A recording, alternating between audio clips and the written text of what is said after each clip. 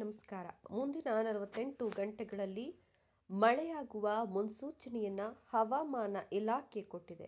ಹಾಗಾದರೆ ಮುಂದಿನ ಹವಾಮಾನ ಇಲಾಖೆಯ ಮಹತ್ವದ ಮಾಹಿತಿ ಏನು?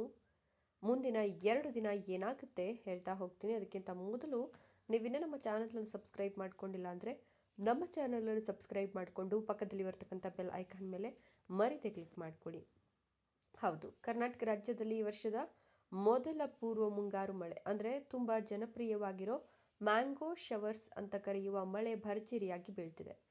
ಕನ್ನಡ ನಾಡಿನ ರಾಜಧಾನಿ ಬೆಂಗಳೂರು ಸೇರಿದಂತೆ ಮೈಸೂರು, ತುಮಕೂರು, ಧಾರವಾಡ, ದಾವಣಗೆರೆ ಮತ್ತು ಇನ್ನೂ ಹಲವು ಜಿಲ್ಲೆಗಳಲ್ಲಿ ಗುಡುಗು ಸಹಿತ ಮಳೆ ಬೀರಿದೆ. ಮಳೆಯಿಂದ ಈಗ ಈ ಬೇಸಿಗೆ ಹೆಚ್ಚಾಗ್ತಿರುವ ಸಮಯದಲ್ಲಿ ಜನರಿಗೆ ಸ್ವಲ್ಪ ತಂಪಿನ ವಾತಾವರಣ ಸಿಕ್ಕಿದ್ದು ಖುಷಿಯಾಗಿದೆ.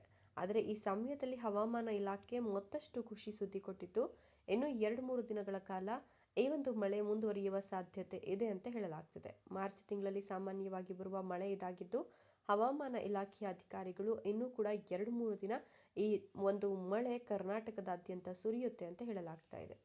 ಮುಂಗಾರು ಮಳೆಯ ಸಮಯದಲ್ಲಿ ಭರ್ಜರಿ ಮಳೆ ಬಂದಿರೋದು ನಿಮ್ಗೆಲ್ರಿಗೂ ಕೂಡ ಗೊತ್ತಿದೆ. ಕರ್ನಾಟಕ ರಾಜ್ಯದ ಬಹುತೇಕ ಎಲ್ಲ ಡ್ಯಾಮ್, ಕೆರೆಕಟ್ಟೆಗಳು ತುಂಬಿ ತುಳುಕ್ತಾ ಇದ್ದು, ಈ ಸಮಯದಲ್ಲಿ ವಾತಾವರಣ ಬದಲಾವಣೆಯ ಜೊತೆಗೆ ಭೂಮಿಯ ಮೇಲೆ ಹವಾಮಾನ ಕೆಟ್ಟು ಏರುಪೇರಾಗಿರ್ತಕ್ಕಂಥ ಕಾರಣಕ್ಕೆ ಬೇಸಿಗೆಯಲ್ಲೂ ಕೂಡ ದೊಡ್ಡ ಮಟ್ಟದ ಮಳೆ ಸುರಿತಾ ಇದೆ. ಸೊ ಈ ಒಂದು ಮಳೆ ಇನ್ನು 2 ದಿನಗಳ ಕಾಲ ಇರುತ್ತೆ ಅನ್ನೋದು ಹವಾಮಾನ ಇಲಾಖೆಯ ಅಧಿಕಾರಿಗಳ ಸಂದೇಶವಾಗಿದೆ. ಇದರ ಬಗ್ಗೆ ನಿಮ್ಮ ಅನಿಸಿಕೆ, ಅಭಿಪ್ರಾಯಗಳನ್ನು ಕಮೆಂಟ್ಸ್ ಮಾಡಿ. ವಿಡಿಯೋ ಇಷ್ಟ ಆದರೆ ಲೈಕ್ ಕೊಟ್ಟು ಶೇರ್ ಮಾಡಿ. ತಪ್ಪದೆ ನಮ್ಮ ಚಾನಲನ್ನು ಸಬ್ಸ್ಕ್ರೈಬ್ ಮಾಡ್ಕೊಳ್ಳಿ. Thank you.